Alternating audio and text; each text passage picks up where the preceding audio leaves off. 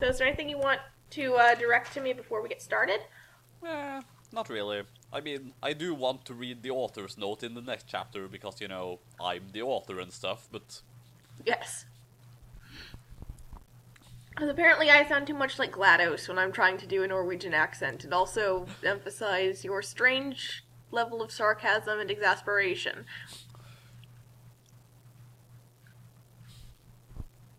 Because you really talk in a very distinctive way. Senpai? Well, yeah. Okay, just making sure you were still there. Okay.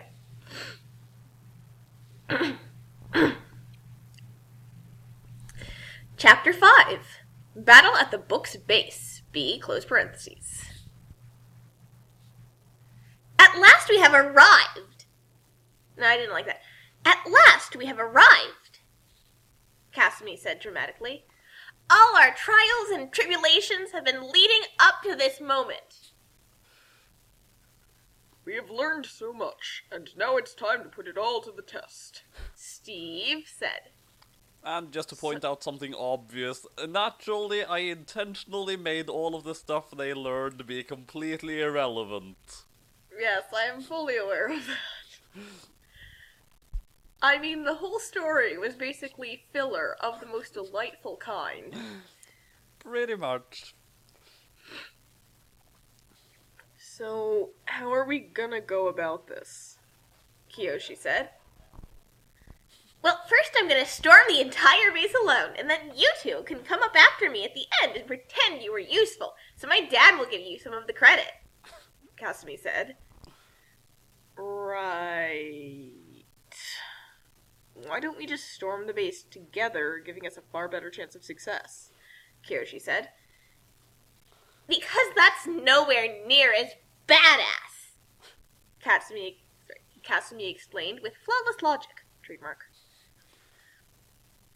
Oh, I see, Steve said, while Kiyoshi just opted to give her an "Are you funny ducking kidding me?" look. No. Are you funny ducking kidding me? Look. Right, anyway, if I'm gonna storm the base, I have to have some epic music backing me up, Kasumi said, and pulled the band Calafina out of her bag. Yes! Yes! Excellent. She then explained the situation to them and asked for some musical backing. For some unfathomable reason, they were completely okay with being randomly pulled out of Japan. I don't know why I paused there. They were completely okay with being randomly pulled out of Japan into some strange fantasy land and having to put on a spontaneous performance for this obviously crazy girl. I heard that, Kasumi said, and shot a rubber band at me. You might want to say that part for the author. Okay. Well, I Kasumi mean, said it's up to you, artistic license. Well, And so they started performing the song Ongaku. Kasumi ran straight in through the front door and found herself in a grand entrance hall. Books were storming at her from all sides, but this was of no concern, for she pulled out a rapid rubber band machine gun and loaded it with rubber bands before Matrix lobby scening the hell out of the books. I know what you mean by that. yeah. That's a quite noted. I remember that scene. Yeah, it's obviously not an actual word, but yeah, I figured everyone would get what I meant by that. I just remember because The Matrix was my first rated R movie, and I was like, "Oh my gosh, they're firing guns, and there's actual blood." For me, I actually didn't see that movie until I was in high school, back in 2008 or something, but I didn't see it until I was in high school either. huh. Like I said, my first rated R movie. And I was the first child in an incredibly sheltering family. Huh. Seriously, my journey into adulthood could have been a very good anime.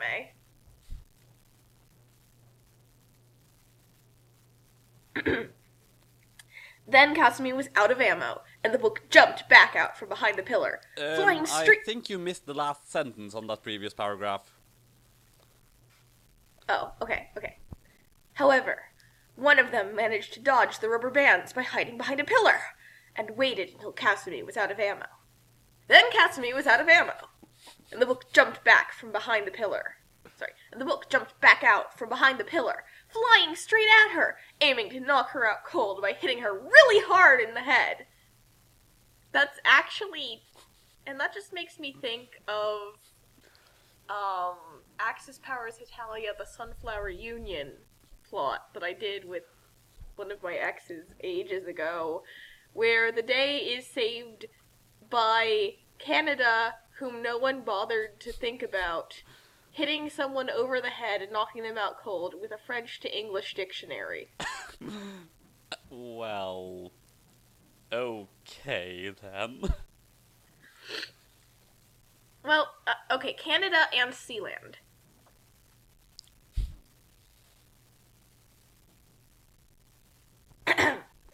It didn't work, though, as Kasumi noticed it at the last second and pulled a pillow out of her bag to protect herself. Then, after the book had bounced harmlessly off the pillow, she grabbed the book and tore it to pieces with her bare hands. It was a paperback, so it wasn't that robust. She then looked around the room carefully to see which door would be most likely to lead her to where her father was. Then she realized that beyond the fact that he was in this building somewhere, she had no idea precisely where he was. So she pulled out a 3-dimensional dad radar that indicated that he was somewhere above her. So she ran through the door labeled Stairway to the Second Floor. You know, I should just point out, though, through this entire story, I had a really hard time actually coming up with any conflicts, because, you know, when you have the main character having a bag that holds everything, she sort of automatically has the solution to every problem, doesn't she? Yeah, I mean, I had a Mary Sue back in middle school. I didn't realize at the time that she was OP. She had a notebook, and anything she wrote in it would happen. But then it turns out that the notebook had some kind of karma system, like pretty much Madoka style, that for everything that helped her, something horrible would come back to bite her. Well, I would like to point out, though, that Kasumi isn't a Mary Sue at all. I mean, come on, she's horrible. Yes, she's a Satanist! Well, I mean, she is actually kind of a total jerk, if you haven't noticed. I've basically figured out that pretty much the only main character in this story who is actually a nice person is Steve. The other two are complete douchebags. Yeah, but admittedly, it fits with Kasumi's role that she's like that. Because her awareness of her role in the universe, because she's aware that she is the main character. And thus that excuses her main characteritis. Yep. Anyway, second floor. On the second floor, she found herself in yet another giant hall, where an entire army of Cybermen were waiting for her. Ha! Is that supposed to scare me? I know full well that Cybermen are weak against gold, she boasted, and pulled out another rapid rubber band machine gun that shot rubber bands made of gold. However, unfortunately for her, these Cybermen had upgraded themselves to the point where they were immune to gold. Nightmare in Silver much? Yeah, pretty much. Kasumi screamed uber loudly because she didn't know what to do. Gold was the only weakness Cybermen had that she knew of, and now they turned out to be immune to it. You will be upgraded, the Cybermen said in perfect unison as they were closing in on their poor, helpless target.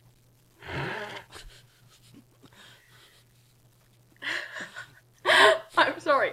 I really can't feel afraid for her at all. Then Kasumi had a brilliant idea.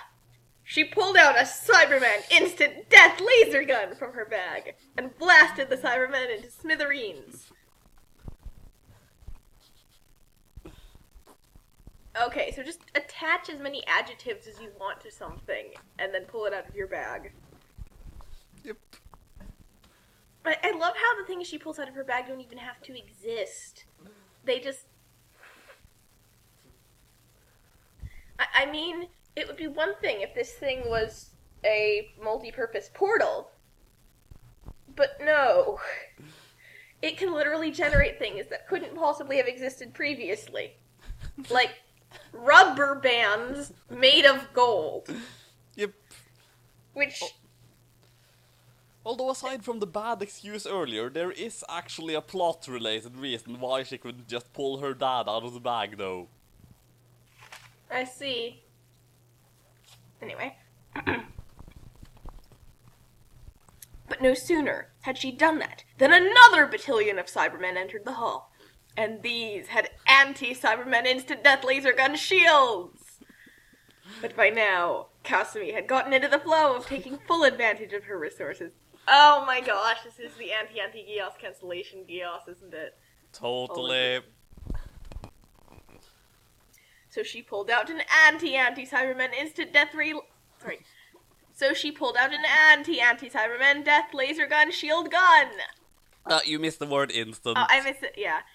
So she pulled out an anti-Cybermen instant death laser gun shield gun! And blasted the Cybermen's shields away before finishing them off with the first gun. She then consulted her dad radar, which told her to run into the corridor to the right. So she did. Can I just say, every time I see so they did, or so he did, or so she did, I can't help but laugh after the experience of Utrecht. Where, and then they did means and then they died. Yeah. In the corridor, she saw that yet another battalion of books was charging straight towards her with swords and spears and bows and stuff. She sped up her running and turned to the side, running right past them by dashing up the walls and across the ceiling before getting right back on the ground once she had passed the books by.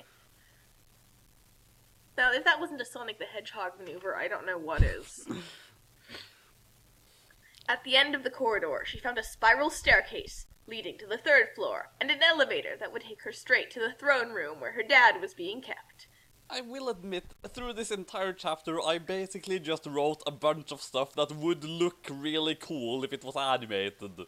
That was pretty much the inspiration for this entire battle scene. Yeah, no, I can see. Also, random note, I was listening to your recording of The Legend of Lick, and I noticed how well it isn't a direct stylistic ripoff. The person was obviously paying homage to Half-Life Full Life Consequences. And as they went, the pants were live and happy and singing. Yes, but there were other things in there too. They were subtle, and I can't remember the exact examples right now, but there were actually a lot of references. Well, I do remember the Dark Man, at least. And the skeletons and ghosts and stuff saying, "You will be one of us." And then other stuff. But naturally, since Kasumi was led by flawless logic, trademark, she chose the stairs. There were more books at the top of the stairs, and they sent gigantic rocks rolling down the stairs. Kasumi pulled Spider-Man's web shooters out of the bag and swung right over the gigantic rocks. Then, when the books decided to use magic to blow the staircase up outright, Kasumi pulled out a hoverboard and flew right back up to the top of the now blown up stairs. Right back up to the top of the now blow up stairs before using said hoverboard to beat the crap out of the books just for the heck of it. Huh, yeah, I guess I did spell that wrong. I should note though, every typo in this story is in fact unintentional. Yeah, so it's that's like, fine. if something is written wrong, I genuinely did mess up. I did not intend for this story to be, like, badly spelled. No, that's okay. All good writers have typos. I'm still a bit sort of face-palming at the whole... Then she realized that she could be right all the time thing in the previous chapter, though. It was meant to be that she couldn't. Well, no. Then she realized that she could be right all the time. No, that statement was so nonsensical, no one would get that was a mistake.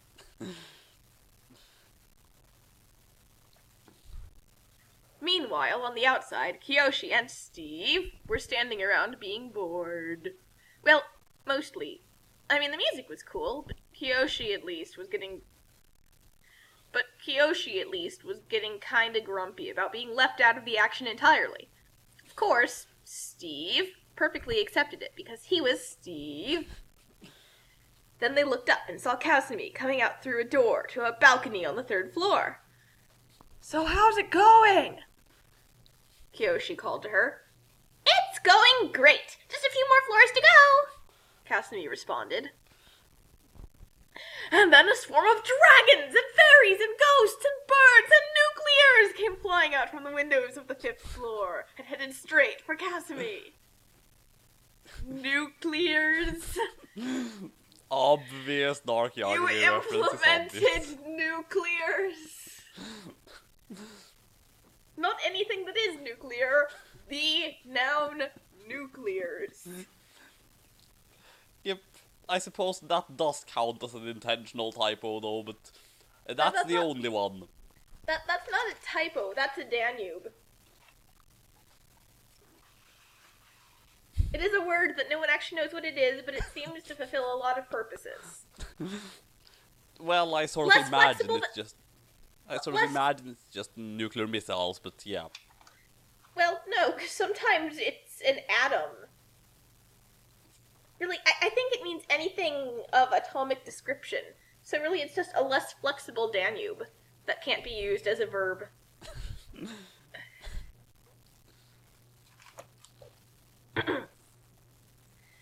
Need any help? Kiyoshi called. "Nah, I'm good," Kasumi said. Kiyoshi just rolled his eyes at her nonchalance and decided to join the fight anyway. He fired a bunch of arrows at the walls of the castle in rapid succession, creating a stairway made of arrows for him and Steve to climb up to the 3rd floor with. Man, I wouldn't even legitimize that in a roleplay game. They'd at least have to be crossbow bolts. Arrows are too flimsy to carry a person's weight. Again, well, unless you just writing stuff that would look cool in animation. Well, unless you pressed yourself right up against the building and you were a really good climber and you weren't particularly heavy. But even then, that just seems like excessive trouble to go through. "Let's go," he said. "But Kiyoshi, Kasumi told us to stay put," Steve said. Kiyoshi gave him his trademark, "Are you funny ducking kidding me?" look. Steve then reconsidered his stance and came along anyway. In that previous Steve said there, you missed the question mark at the end. Well, you just said that Kasumi told us to stay put, Steve said. You forgot to... I thought I said Steve. "But Kiyoshi, Kasumi told us to stay put," Steve said. Kiyoshi gave him his trademark, "Are you funny ducking kidding me?" look. Steve then reconsidered his stance and came along anyway. So they reached the 3rd floor, and Kiyoshi skillfully dodged Kasumi's attempt at punching him for not doing as she said. And then he said, "All right, I'll handle the 3,000 on the right. Steve, handle the 3,000 in the middle. And Kasumi, you'll take out the 3,000 on the left." Are you kidding me? I could easily take out at least 5,000 of them on my own, Kasumi reasoned with flawless logic. Trademark. "Okay, if you say so," Kiyoshi said. Kasumi then took out an "erase 5,000 enemies from existence-inator" from her bag and instantly erased 5,000 of their enemies from existence. But now Perry the Platypus has to come along and blow the inator up. Indeed. Also, I just realized that I've started voicing Kiyoshi like Shikamaru from Naruto. Which makes sense, because he's meant to be kind of irritating and a butt. And Shikamaru is kind of irritating and a butt, and I don't like him very much. Although I know I'm going to get people hating me if that ever gets out, because there are a lot of Sheikah fangirls. Which I don't understand. But anyway, you know, your bag is slightly overpowered, Kiyoshi said. I have no idea what you're talking about, Kasumi said as she pulled out an extremely specific nuclear blaster, which would envelop its target in a nuclear explosion but leave everything other than the target completely unharmed. Unfortunately, one of the fairies swiped the blaster out of her hands and used it to kill Steve with. Thankfully, as always, he just respawned back in his bed, and earlier, while Kasumi was storming the lower floors, Kiyoshi had suggested that he craft a bed right next to the book's castle. So Steve simply respawned there and made it back to the battlefield in like 2 seconds. Also, the extremely specific nuclear blaster only had one shot, so the fairy couldn't use it again. Steve promptly murdered the fairy with his diamond sword.